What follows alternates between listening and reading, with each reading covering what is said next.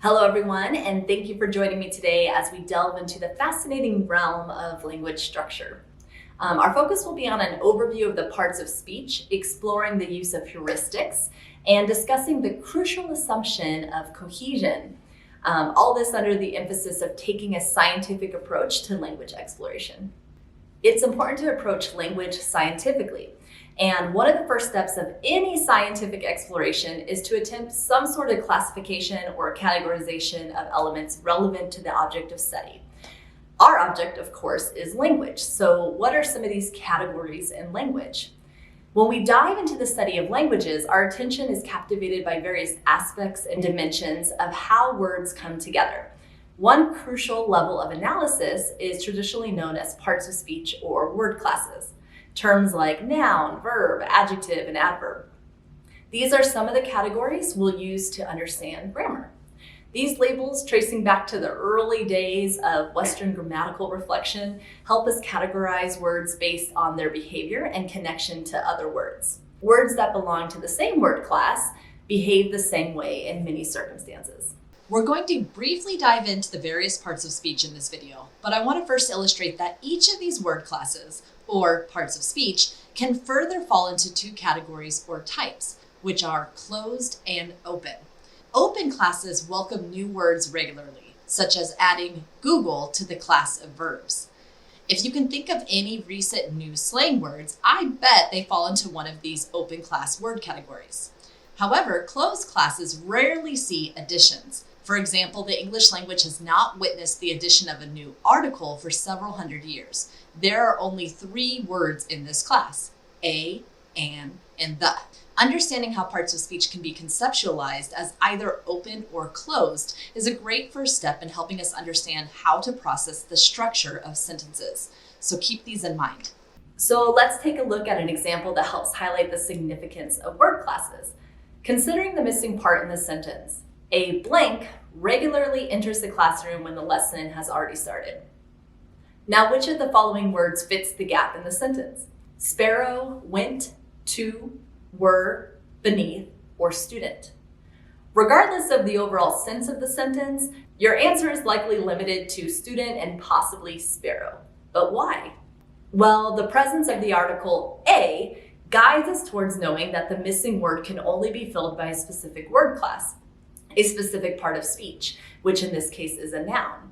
And when you looked at the potential words I gave you to fill this space, you intuitively knew that this word class could consist of words like student and sparrow.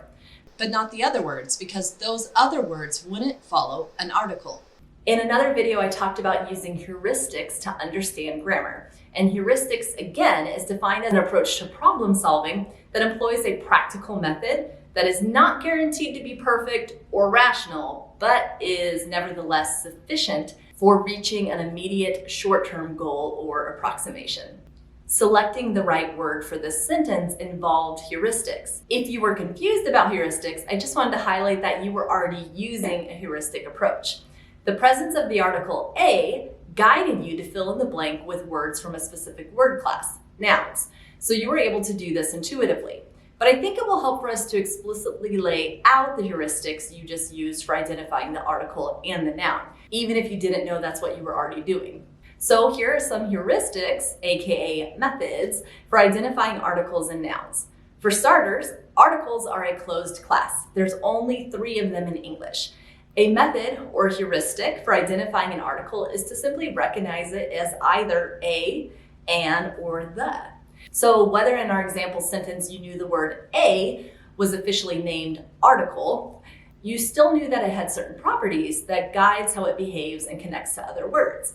We'll address more heuristics for identifying articles in another video looking at determiners. Next, we have nouns. One method for identifying a noun is in the ability to identify an article. A noun can be preceded directly by an article. So if you see an article, there is absolutely a noun following it somewhere. But let me stress that the noun may be the next word, or it may be a few words in. In this example, a student, the noun immediately follows the article. But in the example, a very happy student, the noun is a few words down. there are some other words belonging to different word classes that are wedged in between. And that's okay. Our heuristics still apply, which is that nouns can be preceded directly by an article. The article always occurs before the noun. Notice how our first noun heuristic is listed as number 1. That means there's more. So let's dive deeper into the patterns and forms distinguishing the noun category. Suppose that we have chosen to talk about a sparrow entering the classroom. What happens instead of a, we have to? We can't simply say "to sparrow regularly enters the classroom" when the lesson has already started. The sentence would lose its cohesion, meaning the word "to" doesn't align with the word "sparrow." Therefore, it should be rewritten as "two sparrows regularly enter the classroom when the lesson has already started." What we have found is that when talking about the plurality of elements, the words in the category called noun take a different ending. In this case, S. But with other nouns, it could be ES. So we could say "two small foxes." Whether it's S or ES is an orthographical issue. It doesn't change the meaning of either of these forms, which is that their use in this sentence is to make an object plural. You may have also noticed that in the later two sentences with sparrows and foxes, the verb also had to change to be in agreement with the plural nouns. We'll talk about verbs in a minute. Exploring sentences like "a sparrow regularly enters the classroom" reveals the impact of plurality, where nouns reflect this by taking on different endings like S or ES. So let's revisit our heuristics table for nouns. So we've learned that in addition to possibly being preceded by an article, a noun can be identified by its ability to take a plural form, such as S or ES. Let's also point out that there are irregular plurals in English, like man versus men, woman versus women, goose versus geese. These words aren't obviously marked plural by adding S or ES. Why do we have irregular plural nouns? Well, in many cases, this is because English adopted the noun from a different language, and that word came in with a different way to form the plural based on the language that it came from. But for the most part, English nouns take S or ES to make the plural. We've covered some heuristics for identifying articles and nouns. Let's move on to adjectives. Earlier, I indicated to you that words can exist between articles and nouns using the example "a very happy student." We can also add some words in our example sentence from the prior slide and say "a small sparrow regularly enters the classroom."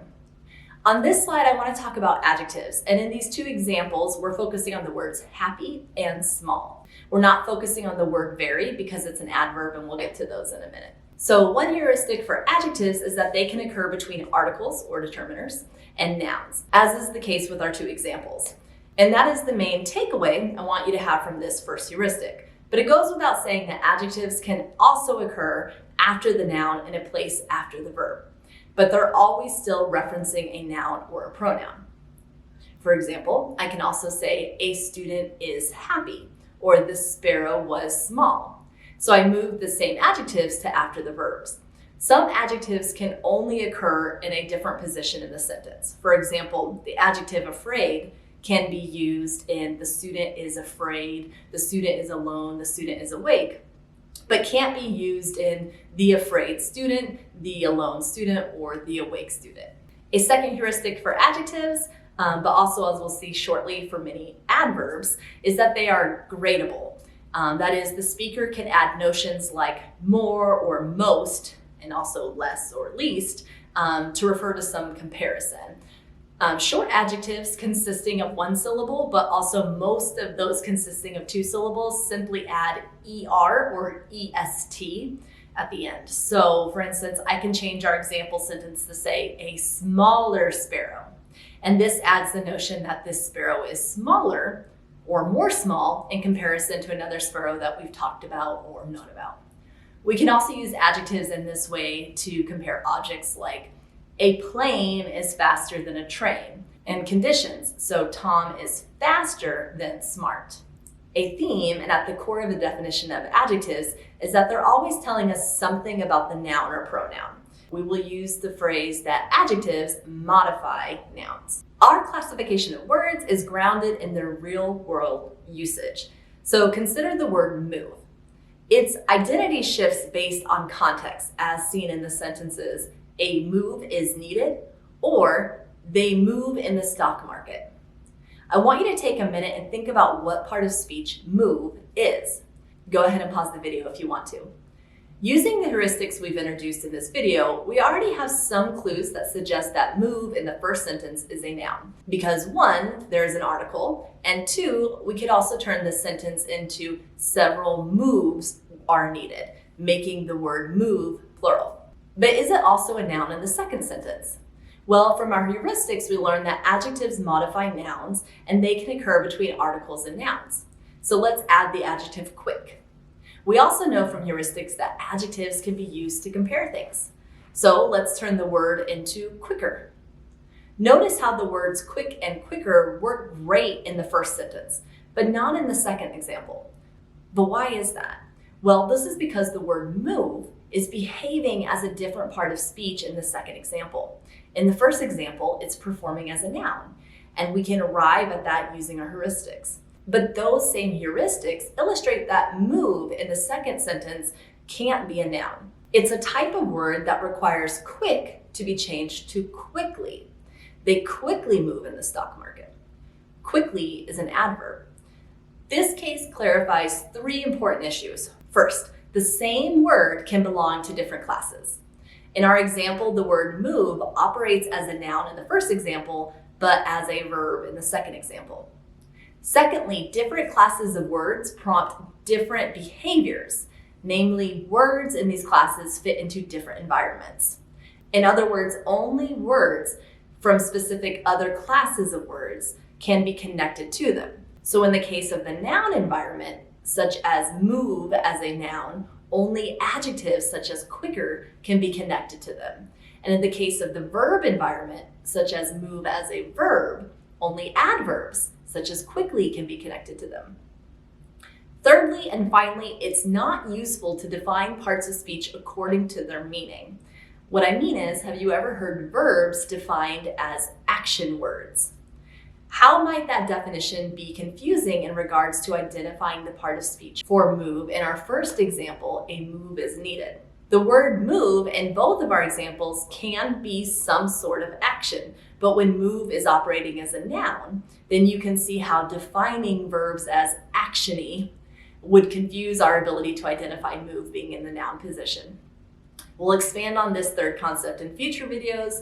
In essence, the same word in English can belong to different classes, prompting diverse behaviors. This challenges the notion of defining word classes solely based on meaning. Okay, we narrowed down from our heuristics that move in a quick move is needed is a noun, and from those same heuristics, we see that move, as in they quickly move in the stock market, doesn't appear to be a noun. Now, I've already told you that move in the second sentence is a verb, but even though I told you that, I want to introduce you to a very powerful test that can help you identify verbs on your own, which is to try to change the time frame of the sentence by adding last year. And with this change, we will observe how the word move reacts to this change. So now we have last year, a quick move was needed, and last year they quickly moved in the stock market. Take notice of the change in our first sentence. Nothing changed about the word move when the environment changed. In fact, what changed was the word is, which became was. So note that nouns were not affected by the modification of time frame in this sentence. To continue, if we look at our second example, move was affected by the change in the sentence. It went from move to moved. This change occurred because we want this word to be linked or to be cohesive with expressions that refer to time frame. In grammatical terms, the tense of verbs can be changed according to the time frame expressed in the sentence. Changing the time frame in the sentence, like last year a quick move was needed, or last year they quickly moved, reveals the flexibility of verbs, contrasting with the stable nature of nouns. Okay, so let's look quickly at heuristics of verbs. First, we just learned they change according to time frame. Another quick heuristic is that the main verb takes the s or es when in the present tense and when it's preceded by he, she, and it. But don't confuse these morphemes with the same morphemes to create the plural for nouns. Finally, as you know, many verbs take ed for the past tense, but of course we also have irregular verbs in English that take past tense in different ways, like the word give becoming gave. Okay, earlier we introduced adverbs, so let's just quickly talk about the heuristics for identifying adverbs. First, many adverbs are derived from adjectives by adding ly. So we saw that with changing quick to quickly to fit our example sentence. They quickly move in the stock market. Second, earlier I said that adjectives modify nouns, right? Well, adverbs modify other parts of speech, such as verbs, which we see in the example, they quickly move in the stock market, and adjectives and other adverbs. They can even modify whole sentences, which we'll explore in other videos. But again, let me emphasize that adverbs modify verbs, adjectives, other adverbs, and even complete sentences. They don't modify nouns, which is what only adjectives do. Adverbs can also move into different positions. For example, yesterday they went to the movies, and then they went to the movies yesterday. Notice how yesterday is able to position itself at the beginning and the end of the sentence. We're going to complete our overview of parts of speech by looking at prepositions. Let's consider the following sentences. Mary bought a cake for Tracy, with Tracy, without Tracy, on behalf of Tracy. And please take the book on the counter, above the counter, under the counter, to the left of the counter, etc. Notice how the words in the middle column signal the role of the entities to the right, so Tracy and the counter. In more complicated terms, they signal the role of the entity designated by the noun phrase that follow them. We'll talk about noun phrases in another video. This is the reason they are called prepositions or prepositions. They are preposed, put in front of a noun or a pronoun. For example, the role of Tracy is rather different if we say with or for, just as the role or the position of the counter is different if we say on or under. Prepositions play a pivotal role in signaling the relationship between entities in a sentence. So let's just quickly cover the heuristics for identifying prepositions. First, they precede a noun or a noun phrase. We saw this on the last slide when they preceded Tracy and the counter. Secondly, they're also a closed class consisting of approximately 150 English words.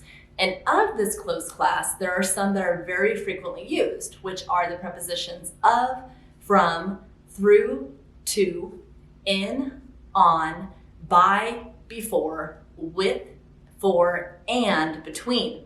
This frequency of use makes it easier to identify prepositions, just as it can be easy to identify articles, since that is also a small closed class. Okay, we're at the finish line of this video. Couple concluding points, such as the fact that this video obviously didn't cover all parts of speech. There are others, such as pronouns and determiners, but I want you to walk away with a few things. First, the ability to start using heuristics to explore grammar, and specifically discover parts of speech. In this video, we covered articles, nouns, adjectives, adverbs, verbs, and prepositions. Secondly, remember the three important issues we covered. Don't rely on word class definitions. We used the example in this video of verbs sounding action-y, but yet the noun move also sounds action-oriented. Further, the same word in English can belong to different parts of speech. And we saw this example also with the word move, belonging to the noun category as well as the verb category. Finally, different parts of speech prompt different behaviors or conditions, and we learned how these conditions create cohesion between words. Okay, that's all for now. I'll see you guys next time.